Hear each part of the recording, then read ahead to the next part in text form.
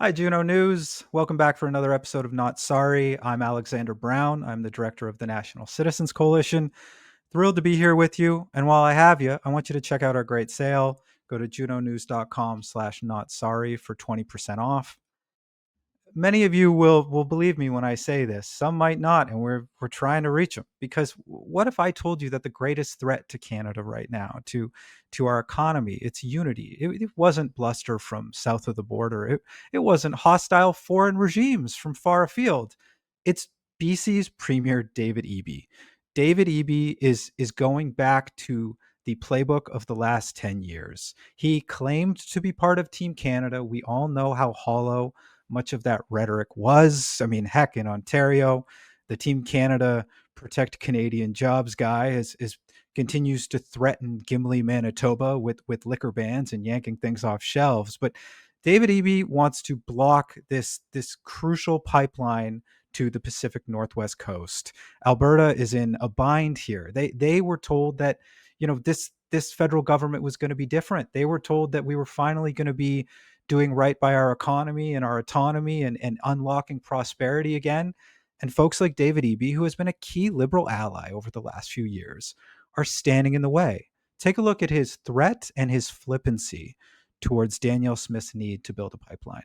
The Alberta Fantasy Bitumen Pipeline means putting all of that, the major projects, the economy, the jobs, and our coastline at risk.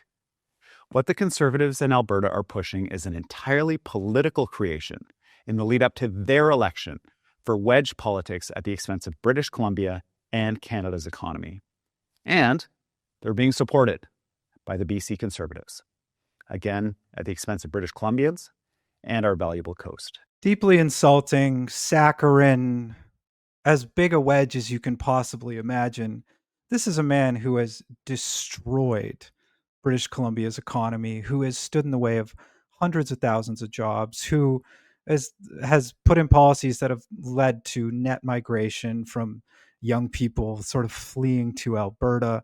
When past premiers left office, including an NDP premier in the deceased John Horgan, British Columbia's finances were in the black or closer to than they are now. And for him to claim that these are political actions, a wedge, when Alberta is just trying to help with Canadian jobs, when Alberta is just trying to further strengthen Canada's economy under tariff uncertainty, it speaks to how men like David Eby and this ridiculous ploy to voters haven't changed and won't change.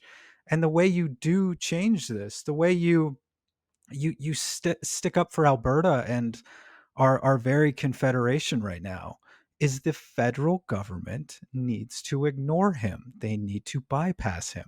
And of course, there's no private investment because private investment has been chilled by years of net zero and making it impossible to build anything.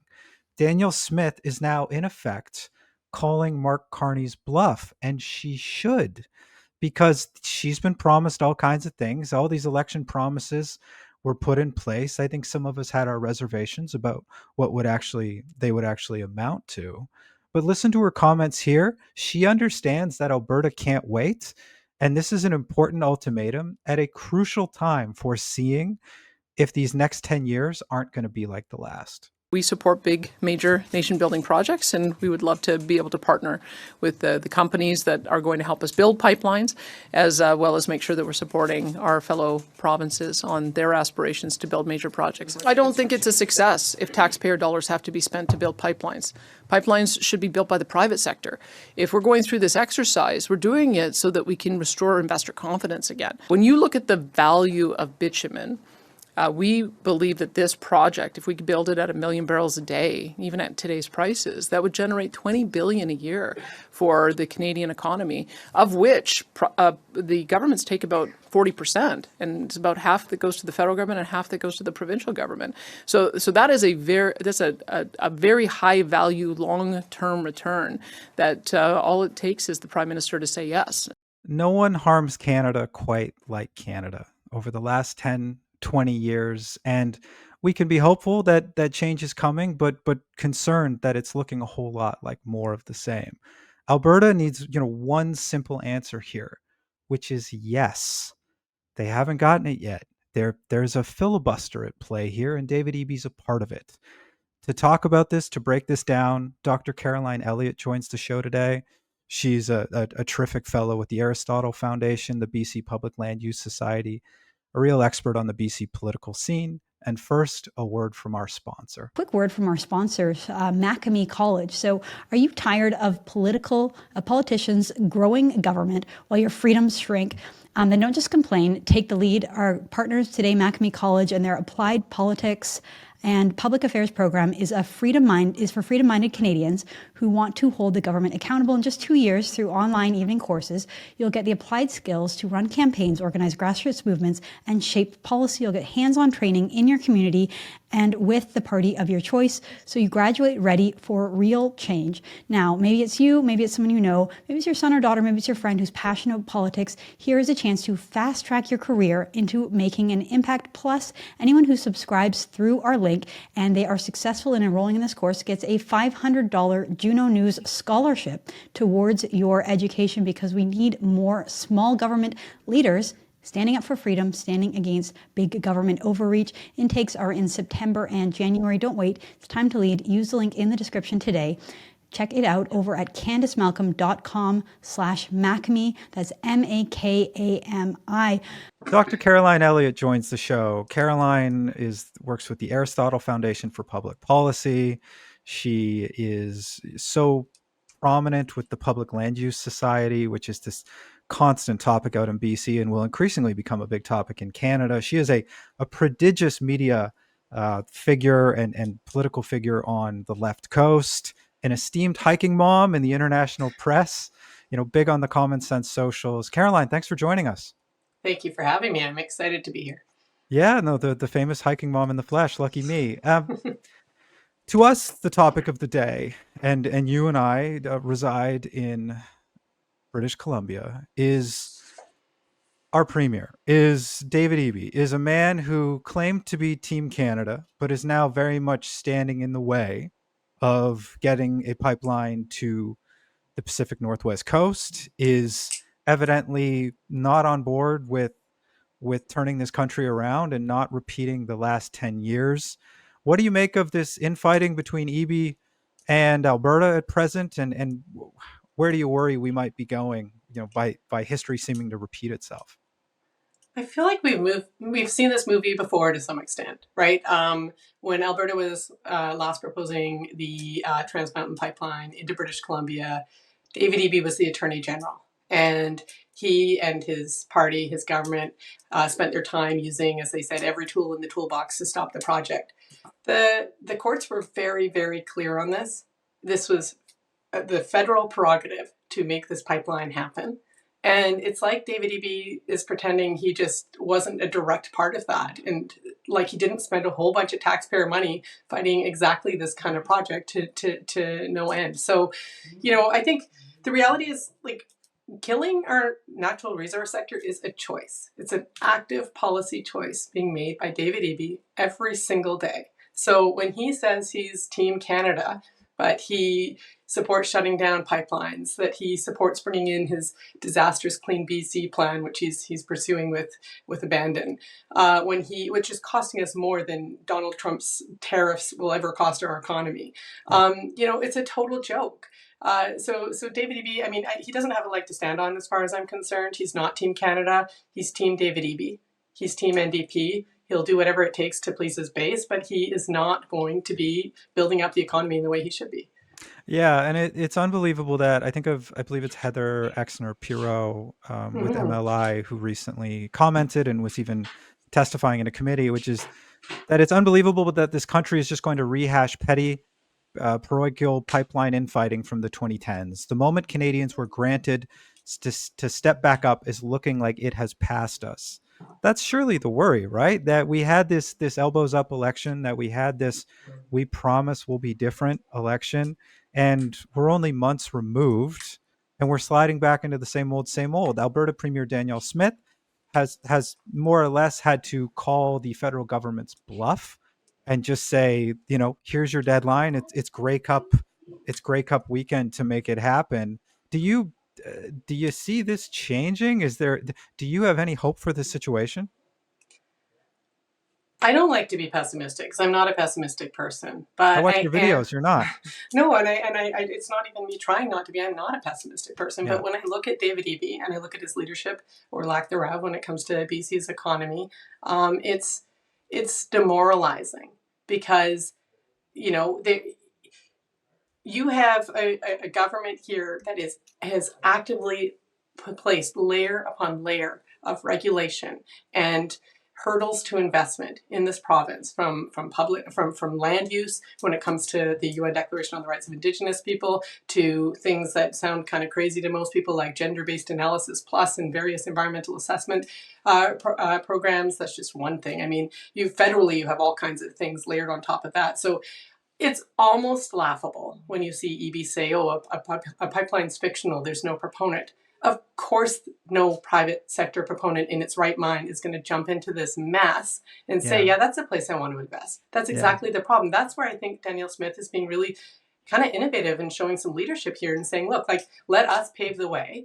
I have no interest in taxpayers building this pipeline, but let us pave the way. And then ideally a proponent will say, okay, well, those hurdles have been crossed and we can actually invest, with some level of confidence. Yeah, and if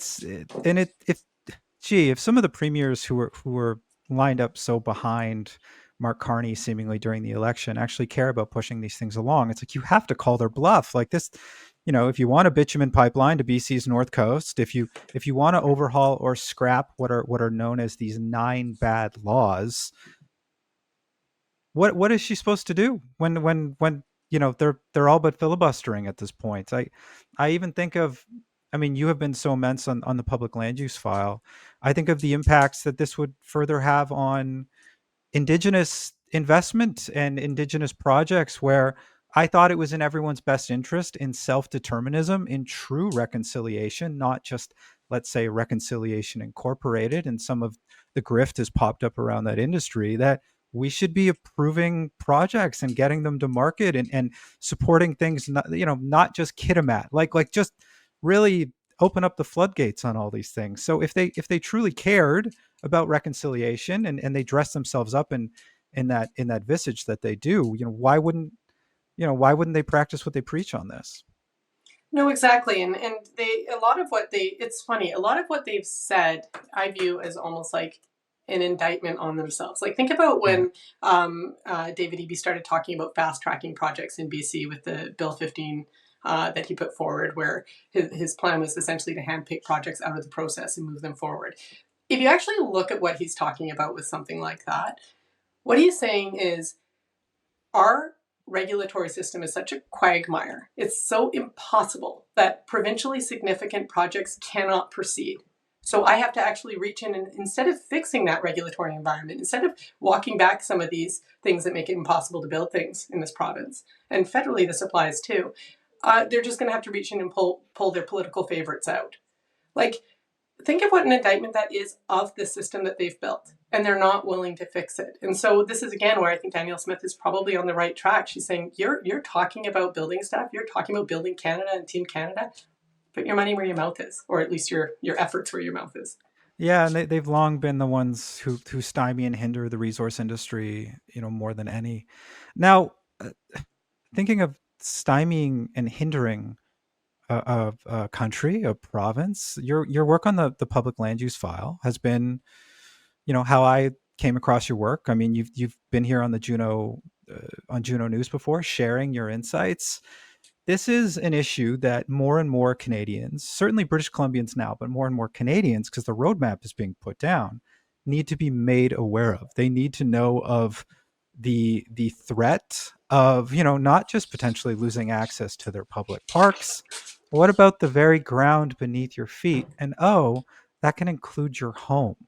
Tell us more about the Public Land Use Society and your fight on this, your rational advocacy, and what folks need to be worried about right now.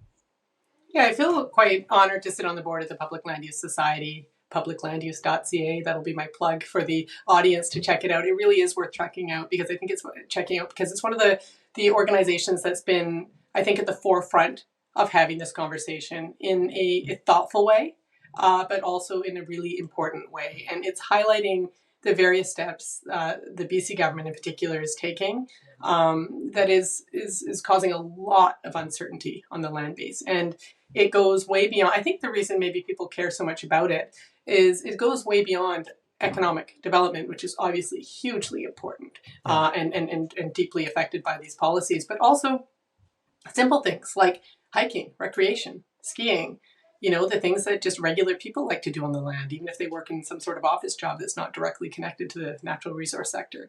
And then with the Cowichan decision, which came down, and also, frankly, the Haida agreement, which we can talk about as well, now it's becoming even more personal in the sense that we are looking at private property rights, the kind of most fundamental set of rights that our entire economy sits on, and the way our society functions based on. So it's a huge deal. I think there's a reason we've been getting a lot of attention with that group. And so we're going to keep plugging away at it. Yeah, I think of my first introduction to your work on this. I believe it was like Joffrey Lakes, where all of a sudden folks was like, no, you're like losing access to your park for what, like 3 months or something, like it, or even the section of the beach shut down in Tofino for a nice ritual. It's great to have rituals after a whale passed away, but it was this really extended period of time, and how quickly behind closed doors that has seemingly turned into, oh, this might include your house. Like that Haida decision. Like tell our audience about what happened in Haida Gwaii, because when you first read about it, you think you're imagining it. Like it's frankly pretty astonishing.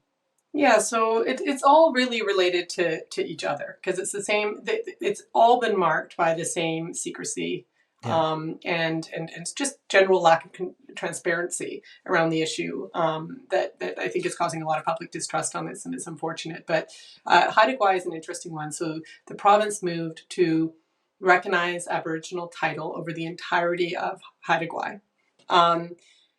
They kind of patted themselves on the back for coming to this agreement outside of the courts, and they said this is not only going to happen in Haida Gwaii. This is, as David Eby said, this is a template for all of British Columbia.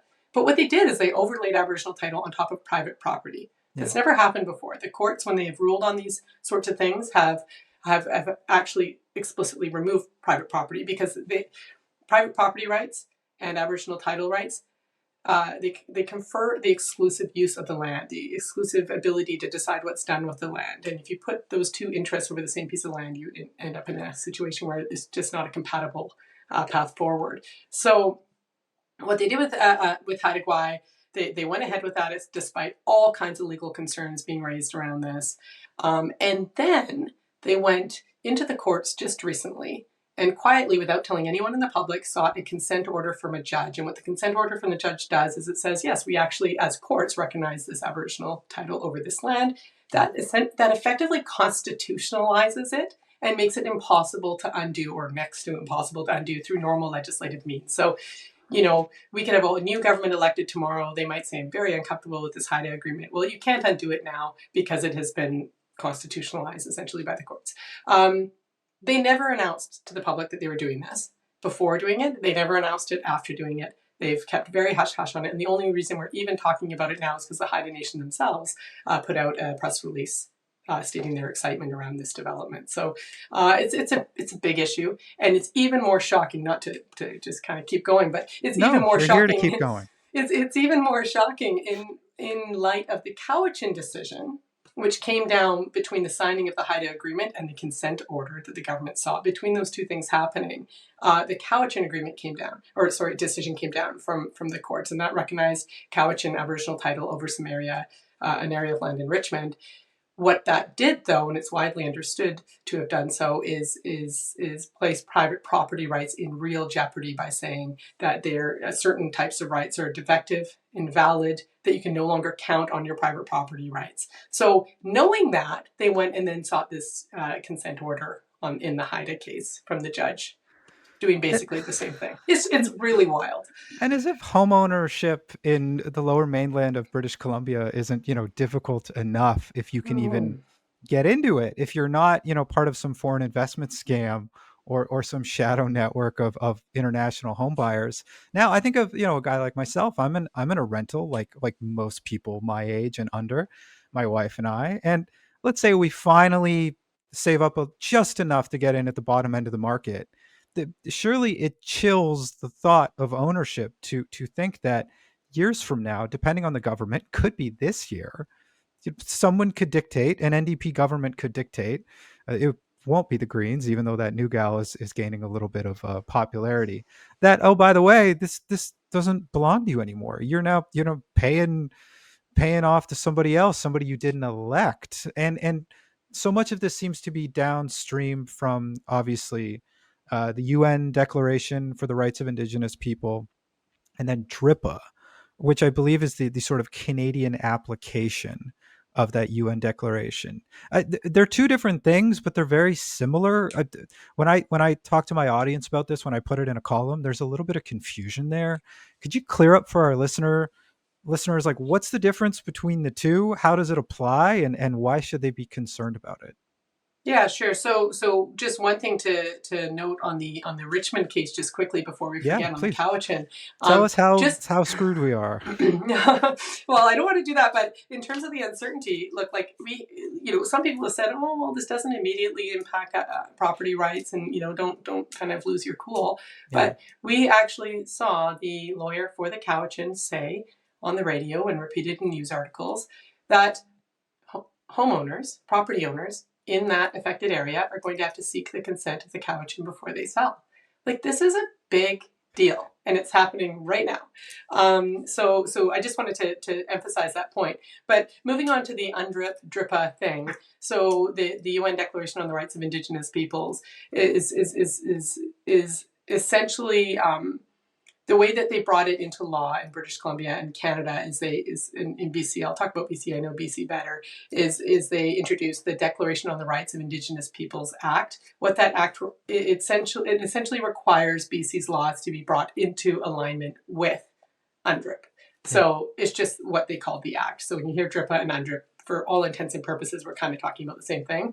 But what it does is it's gone far further, much further than the Canadian constitutional context that we've required, that has been in place for so long on this file, and it introduces a whole bunch of different layers of obligations that don't exist. One of the things that comes up that comes up as problematic is the free, prior, and informed consent provision in it.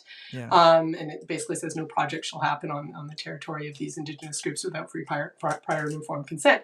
And it is true. There's many people who talk about these things and they say, well, that's not actually a veto. It doesn't need to be a veto. And that's true. You could interpret it probably one way. To me, it sounds like a veto, but you might interpret it one way or another.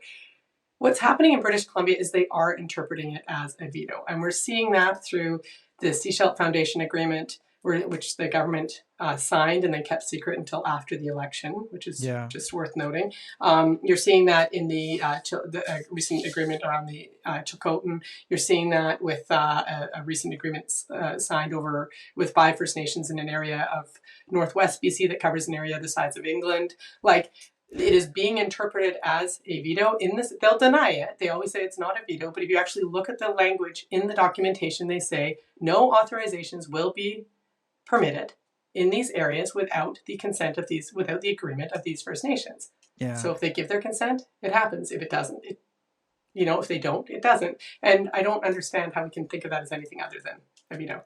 Yeah, and I even think of like the dock rights of the folks in Pender Harbor. Like, these are fishermen and families and folks who have lived off the land for decades. And now all of a sudden they have to go through somebody else.